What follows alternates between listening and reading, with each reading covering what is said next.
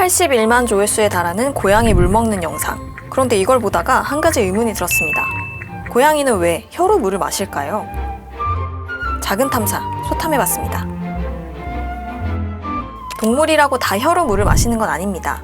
기린이나 말, 사슴 같은 동물들은 모두 입을 물에 담가서 마십니다. 종종 손을 쓰는 동물도 있죠. 한편 호랑이나 사자, 고양이는 혀로 물을 마십니다. 왜 이렇게 몇몇 동물만 혀로 물을 마시는 걸까요? 초식동물과 육식동물이 물 마시는 그 형태가 좀 다릅니다.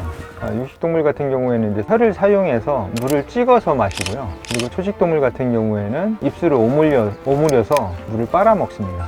초식동물 같은 경우에는 풀을 하루 종일 뜯어 먹어야 되고 풀을 계속 씹어 먹기 때문에 구강 구조물들이 발달이 돼 있어요. 그리고 볼도 발달이 돼 있죠. 사람도 초식동물과 마찬가지입니다. 입이 끝나는 곳부터 턱까지 볼로 덮여 있죠. 이렇게 볼이 발달돼 있으면 입안에서 공기나 액체가 새어나가지 않게 막을 수 있습니다. 그럼 입 안팎의 압력차를 이용해 물을 빨아들일 수 있죠. 육식동물 같은 경우에는 사냥을 해야 되기 때문에 사냥감을 숨통을 조이고 그다음에 고기를 찢어 먹어야 되기 때문에 입이 커질 수밖에 없죠. 그만큼 볼이 덜 발달될 수밖에 없습니다. 볼이 덜 발달된 육식동물은 입안에 공기를 가둘 수 없어 물을 빨아들일 수 없습니다. 그렇기 때문에 혀를 통해서 물을 끌어올려야 입 안에 가둘 수 있고 물을 그 다음에 이제 삼키는 구조이기 때문에 혀를 사용할 수밖에 없는 거죠. 하지만 여러분이 생각하는 그 방법으로 물을 마시는 건 아닙니다. 처음에는 사람들이 이렇게 물을 퍼먹는 줄 알았어요. 이렇게 퍼먹는 줄 알았는데 이제 저희 연구도 그렇고 다른 사람 연구를 보면 이제 실제로 퍼먹는 게 아니라 물 기둥을 만든 다음에 그 물 기둥을 베어 먹는 형태로 물을 먹죠. 여기서 물기둥은 돌고래가 튀어나올 때 생기는 이 물기둥과 같은 겁니다. 옆에 붙어있던 물체를 따라가려는 유체의 관성 때문에 생기죠. 그러니까 예를 들어서 라떼 만들면 위에다가 이렇게 뭐 하트 모양도 만들고 그러잖아요. 그렇죠?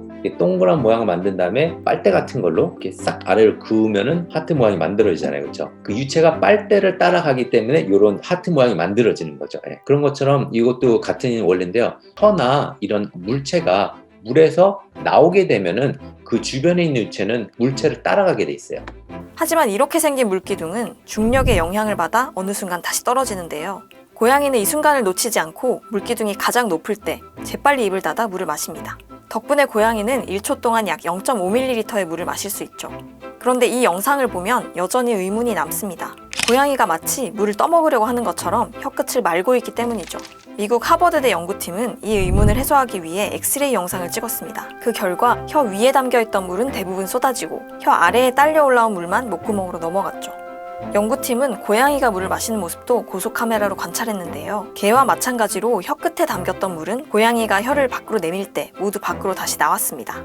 그럼 혀로 물을 떠먹는 것도 아니면서 고양이는 왜 혀 끝을 구부리는 걸까요? 국자 모형을 만들면은 이 물기둥을 크게 만들 수 있죠. 이제 이런 글라스 튜브가 혀라고 생각하시면은 맨 오른쪽에 있는 글라스 튜브는 혀가 많이 굽은 형태라고 생각하시면 되고 맨 왼쪽에 있는 거는 혀가 덜 굽은 상태. 표면적이 넓으면 넓을수록 처음에 그 물기둥의 크기가 달라지죠. 그 물기둥을 베어 먹는 형태로 먹는 거죠. 사람이 보기엔 어설퍼 보이지만 이렇게 혀를 써서 물을 마시는 게 고양이들에겐 가장 알맞은 방법이었던 겁니다. 작은 탐사 큰 결실, 소탐대실이었습니다.